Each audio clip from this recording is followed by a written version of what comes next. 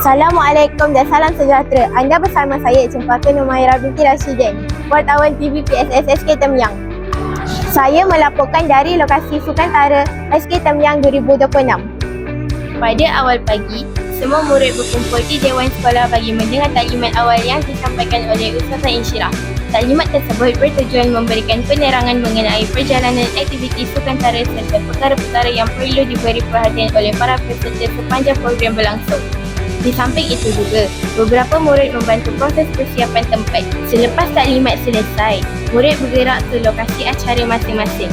Di lokasi lompat tinggi ini, Cikgu Abdul Ghani memberikan taklimat ringkas kepada peserta sebelum acara dimulakan. Di lokasi lain pula, berlangsung acara lontar peluru dan lumba lari.